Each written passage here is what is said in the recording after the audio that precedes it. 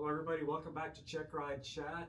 Again, my name is Wally, I'm Jason. and we got a little hodgepodge of things to talk about today. Some things that are coming up on Checkrides. A lot of this is stuff that we have talked about before, but we're gonna. It's the word's not getting out, so we're Re-emphasize. gonna re-emphasize.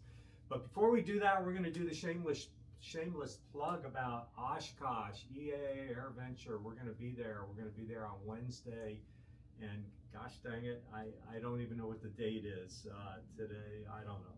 Whatever. I think it's the 22nd, Wednesday, 11 a.m. We're at the NAFI tent. Yeah, so come and see us. We'll have some stickers. In fact, here's the sticker right here. I got it on my shirt.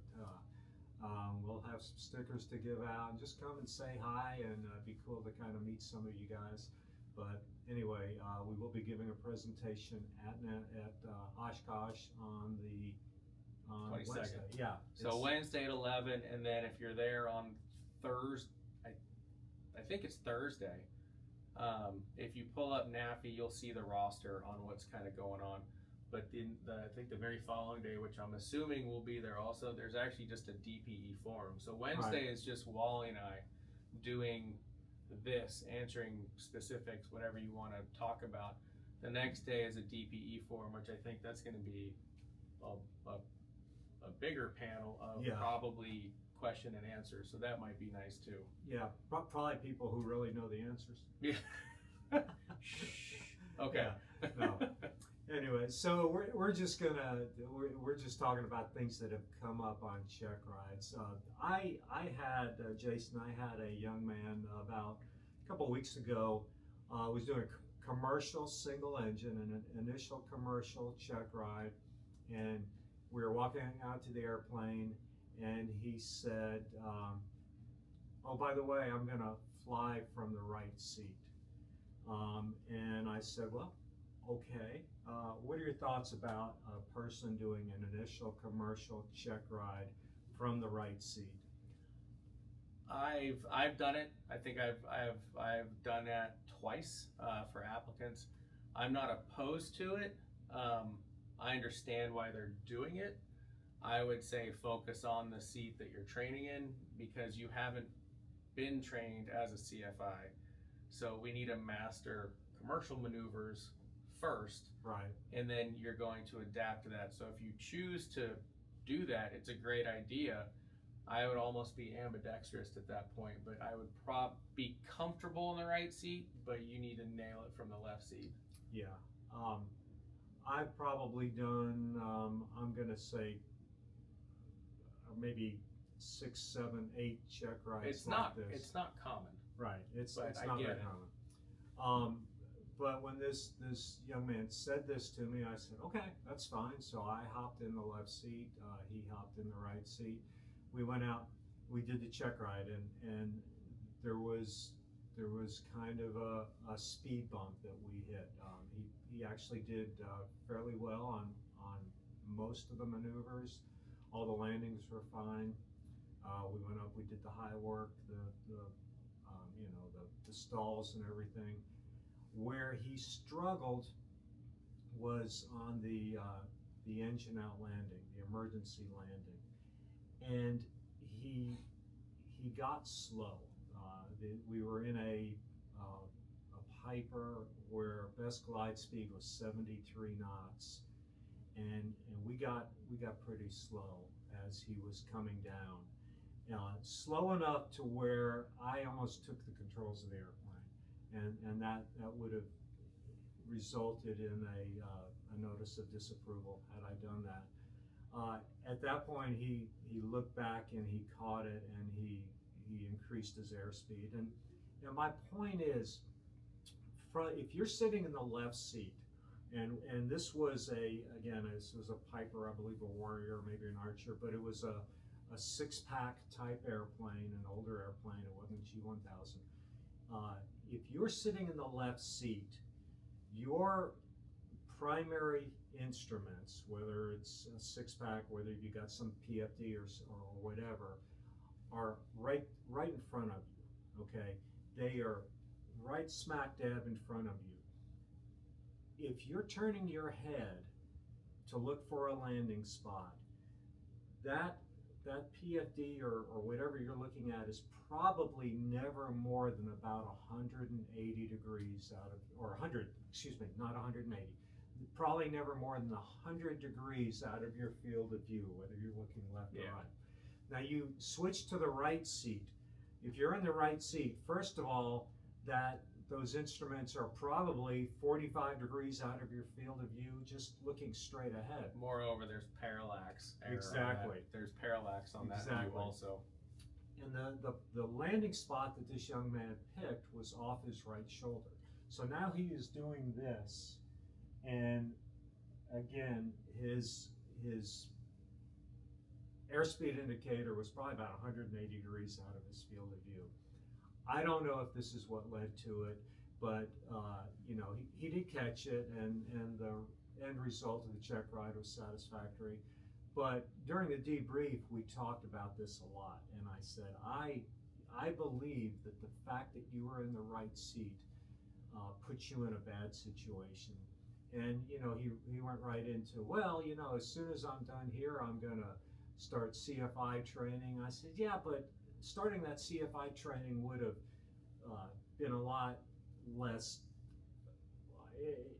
You don't want to fail your check ride, is what I'm trying to say. So that goes back to the master what you're doing. Exactly. So I would advocate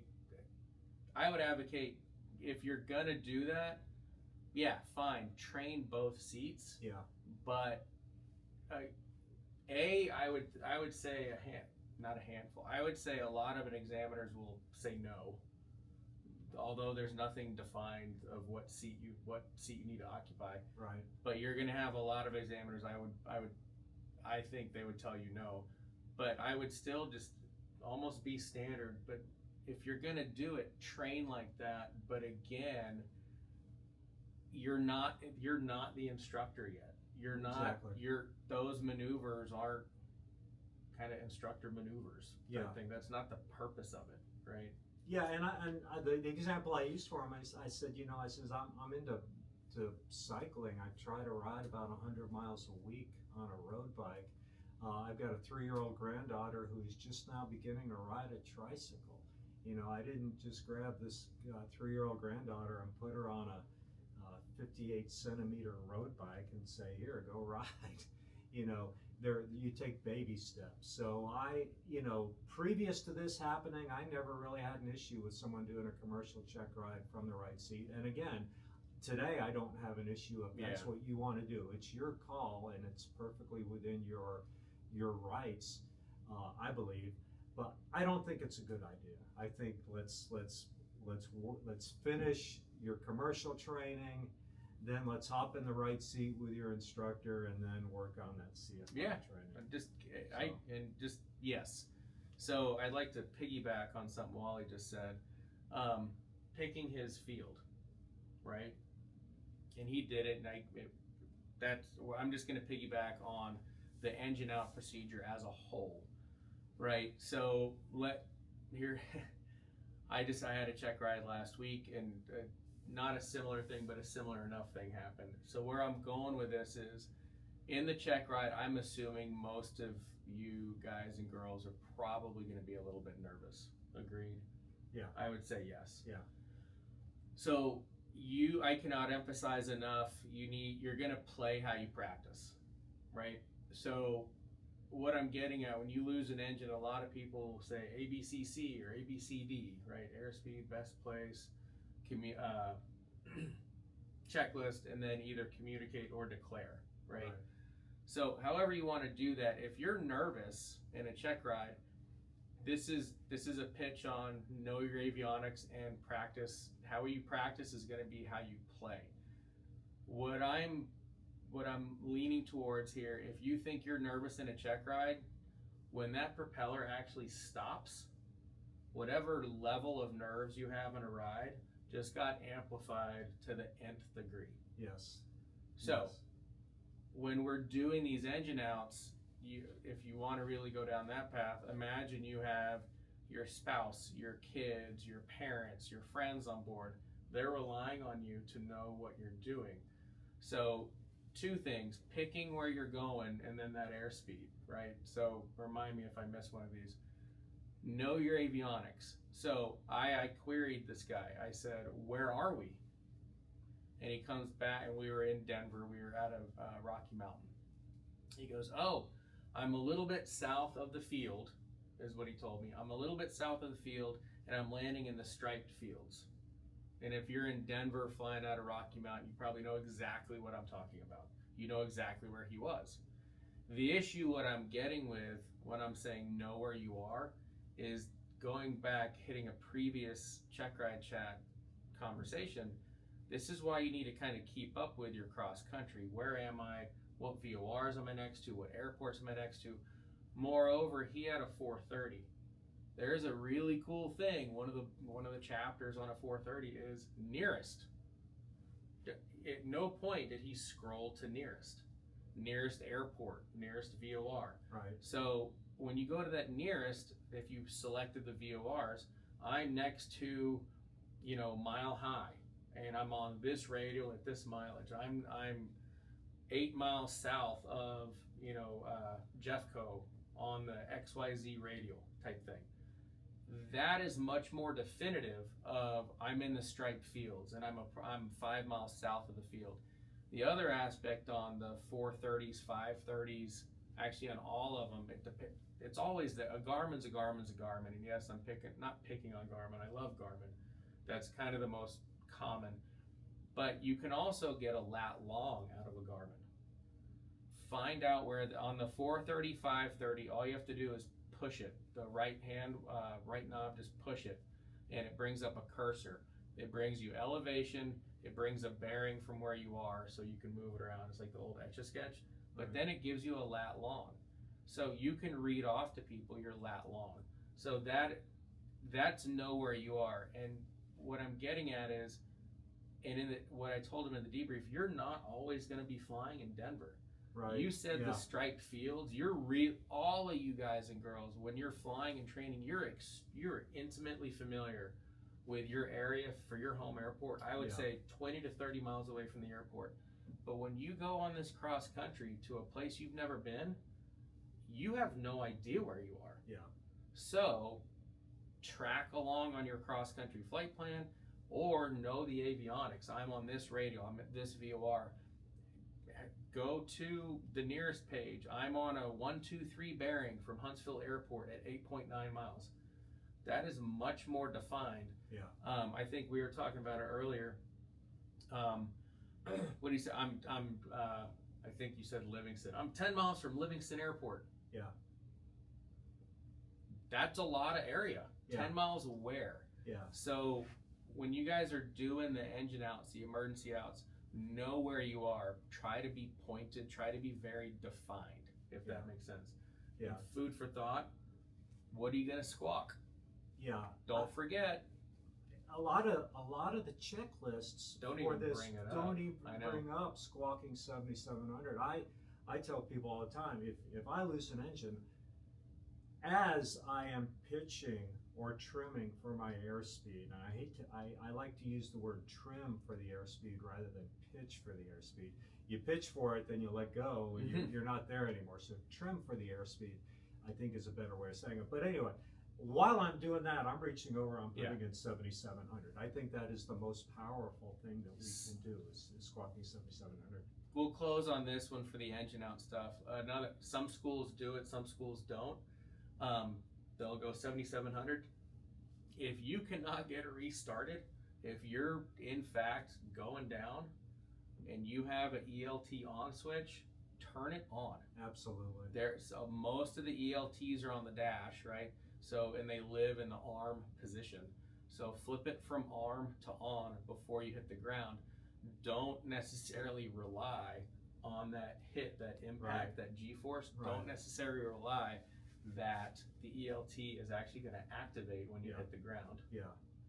One thing that I hear a lot, right here where we're located, is talking about the local stuff. We have two really big lakes. We have Lake Conroe, that's just a little bit west of us, and we have Lake Livingston, that's about 20 miles east northeast of us. And I'll hear they'll make the call where we're 10 miles west of the lake. Okay, which lake? Yeah. Okay, so we gotta, you know, again, if you hit that 7,700, man, you light up radar screens all Bingo. over the place. That's actually key. Yeah. 75, 76, and 77. That you will. It's automatic. You'll basically ident on ATC's radar. It's gonna scream at them. Yeah, like, hey, something's happening. I have an app on my phone. I don't even know Flight Radar 24.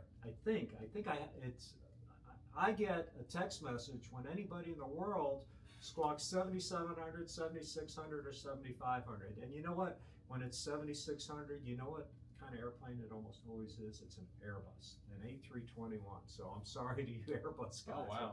I don't know what the deal is with Airbuses and losing comms, but I don't speak French. I don't know. I don't know. We're Boeing guys. I'm a Boeing right? guy through and through. Right. So anywho, all right. Well, that's that. All right. What else we got? These are little tidbits that we've kind of seen in the very recent past.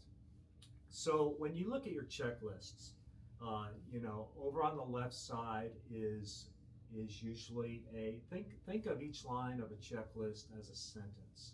And what do you need to make a sentence? You need two things. You need a subject and you need a verb. Usually on the left side of the checklist is the subject. It's the thing, it's the switch, it's the fuel pump. Over on the right side of the checklist is the verb. What do we do with the fuel pump, on or off? A lot of times on checklists, over on the right side, it doesn't say on or off, it says as required. What does as required mean? Whatever you want it to mean. Jason, I'm gonna eat today as required. Have I told you anything? Nope. Okay, because I might not eat. I might eat a whole lot. Probably gonna eat a whole lot today. I don't know. So when you see as required on a checklist, I'm just gonna say this. As required is an inappropriate checklist response. The checklist is not designed for you to say mixture is as required for a couple reasons. First of all, if you're working with a crew, if you and I are flying together and I want the fuel pump switch on and I say fuel pump switch as required, you don't know if I want it on, you don't know if I want it off, so you can't back me up. When I was an FO, I would say I was a pretty good FO. I'm going to read your mind, and I'm going to do what is necessary. Right. So yeah, maybe phase of flight. Right. But I think you're getting his point, right? As required, it's a mixture as required. Are you taking off? Are you landing? Are you doing a cruise checklist? I can guarantee you at cruise, mixture as required is not full rich. Right. And a lot of people I've seen this is maybe where you're going with this, specifically when it comes to mixture, when people see as required, I've seen it where people see best power, they just see mixture and automatically go full rich. They're not even thinking. Right. Where am I? What am I doing? Right. What phase of flight am I in? Yeah. You're at 6,000 feet at cruise, mixture as required, if that's what the checklist says. I think people are just geared to go, anytime you see mixture, it's always full rich. Yeah. You can't do that at 6,000 feet. You're gonna actually start to kind of choke it out. Yeah. It'll start to, you'll foul the plugs, it'll start to run rough. There's a whole, if you compare that to the charts, when you go up, you're supposed to lean. Right. Maybe, I'm speculating, I'm generalizing, maybe that's the thing. Maybe people need to start being taught how to lean appropriately. Yeah, well, I think that's, you know, here at sea level, we probably don't do as good a job as the higher elevation airports. I'll agree with, and I think that in Denver, they call it the Denver lean. Yeah. It's the run up is they go full power and lean it back until they see it peaks and then it drops, and then right there's the sweet spot. That is their new full rich. Yeah. Because you cannot take off in Denver at full rich. It will not work. Right. We have one flight school here that actually does not take off with the mixture rich, and their checklist says for takeoff, and I find this a little strange. For their before takeoff checklist, the mixture for mixture it says best power, okay, and I'm all for that. However, for landing, it says mixture full rich. So ergo, you have to go full rich. Yeah, yeah. All right, what else?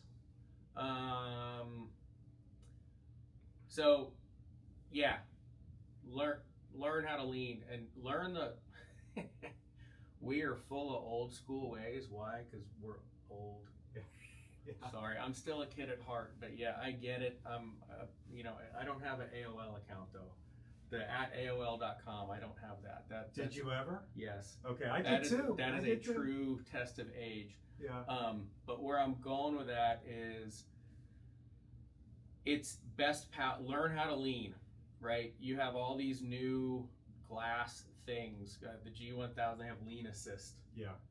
I'm telling you right now, if you do a lean assist and it gives you if you have a lean assist, that's giving you gallons per hour. Like you'll see that at the end. Yeah.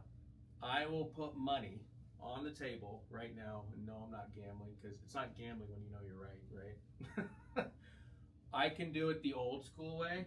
Lean to where it trembles, leans to where it not coughs, but leans to where it shakes. Yeah. Push it an inch. I guarantee you I'm within half a gallon of lean assist. Yeah. Guaranteed. Yeah. So learn the old way. It's quicker and it's just as good. Yeah. Learn how to lean. Would you agree? Yeah. Learn how to lean. Yeah. One other thing that was on our list that we missed. This was kind of a big thing. So this happened for me on a Checkride the other day. We taxied out, and the young man gave me a briefing before we started. Okay, we went out to the run-up area. He gave me another briefing, and then he taxis up to the hold short line, and we're in Conroe, Texas, which is a Class D airport, not crazy busy, but busy enough. Busy enough. It's I think the other day I counted 9 airplanes in the run-up area. This was not one of those days, but we were out to the hold short line, and he turned to me and started briefing me for the 3rd time. And I said, what are we doing? He said, well, I'm briefing, I'm telling you what we're going to do if we lose the engine on takeoff. And I look up at the radios, and I realize that we are still on ground control. We are at the hold short line. Number one? We're number one. And I'm thinking, oh my gosh, we are about to get yelled at. Yep. And then I look over my shoulder. I just look over there, and I see a Cessna Citation tape coming out. And you know, turbine-powered airplanes, when they get out to the runway, 95% of the time they're ready to go. Yeah, there are no run-ups. There's no run-ups unless they're don't cut them off. You know, unless they're running some sort of checklist, they are ready to go. And I'm thinking to myself, as soon as we switch over to tower, we are going to get yelled at. And as he's briefing me, I said to the young man, I says, we probably at least ought to be on the tower frequency. And so he pushes the button, he goes to tower, and right off the bat, the tower controller says, who's number 1 at the runway? And I thought, oh boy, here we go. Yep. And so he told them who we were, and we got a clear for immediate takeoff, turn left, fly north. And we did that, and I as we were climbing out, I said, you realize that we are in heading timeout right now. It was like disciplinary vector. Exactly. We were being punished. Yeah. And I said that to the young man, and about that time the controller said, he said, yeah, fly north out of the Delta, that's for cutting off the citation. So we did an episode, I don't know, weeks ago, months ago, I don't even know where it was, and Jason went on, and I don't mean this in a bad way, but he went on a rant about when you're at the hold line, be ready to go. And boy, we experienced being at the hold line and clogging up the airport. Let's reiterate that real quick. Okay, when you're on a run-up pad, okay, fine, I get it. your whole briefings, right? So we get to the plane, you're going to give a passenger brief. This is how the seatbelts works. Here's your doors. Here's the fire extinguisher and emergency. Listen to me. If I need help, I'm going to ask. You're going to give that safety brief, right? The second you leave, you're going to do a break. I always write it. I have top right corner of my notepad. Passenger, break, takeoff, and then I'll do a taxi. I have taxi, so mostly it's the instrument up that'll actually check their instruments on the way out. You're supposed to, but I'll go, all right, passenger brief complete, brake check complete, and then I'm waiting on that takeoff brief. That takeoff brief, yes, you're going into the run-up pad, you're doing your run-up. I'm gonna ask for a whatever type of takeoff, normal, short, soft, whatever it might be. If you're gonna brief, if you're gonna do anything, that's where you're gonna set your flaps, right? Then when you leave, everything is complete, you are done. When you leave that run-up pad, you flip to tower, and your flaps are already set, by the way, if you're doing some performance takeoff. The only thing you should have left to do from the hold short line, if you even get in line and you're number 3, the intent is to take off, you flip to tower. Yes. When you were in that line, if you're number 1, this is going the old school too. It's lights, camera, action, right? That should be at that point, lights on, full rich if you need it. That's where your pumps go on, or you can turn your pumps on before, that's fine. Action is when we used to turn the transponder. Most of these new transponders, they go to out automatically anyway. Right. But that's it. All you're doing is basically lights, pumps, and you are go. Action is you're taking the runway and you go. It is not hold short. Okay, let me do most people do the run up, but they'll do these takeoff briefings, or they'll hold short and they're still on ground. Meanwhile, you're not delaying it, but that's not how the real world works, I guess you could say. Right. It's get your stuff done when the intent is to take off. That is the intent, and that is the only intent. And especially if they give you a clear for immediate takeoff, start getting out there. And can you walk and chew gum at the same time? Exactly. Talk and move. It is not talk then move. It is not move then talk. It's simultaneous. Go. That's why the push to talk switch is on the yoke. Yeah, so we can do 2 things at one time. All right. Good. We about done for today, I think. All right, again, we're going to be at Oshkosh. I'm not sure when this, we'll probably have another one come out before Oshkosh. Oh yeah, it's in 2-3 weeks. Yeah. But we're getting hyped about it. I'm excited. We're making plans. I'm trying to get a rental car. I can't get a rental car up there. I have one out of Milwaukee. I'll keep working on that. But anyway, that's it for today. If you want to write us, here's our email addresses: Wally@checkridechat.com or Jason@checkridechat.com. Oh, so the last challenge, the flight service station, the 122. Yeah. We had 2 responses almost simultaneously, so coffee mugs went out for that. Yeah. So just so you know. And another guy actually wrote in from here in Houston, and he's probably going to watch this. And I told him I'd send him one too. I haven't forgotten about you. I'll get that to you, I promise. The email is sitting in my email box. He's from Tomball, Texas. I will get that coffee mug to you. I haven't forgotten about you. Cool. But hit like and subscribe. Tell everybody about us, and come see us at Oshkosh, and we'll have some cool stickers for you. See y'all.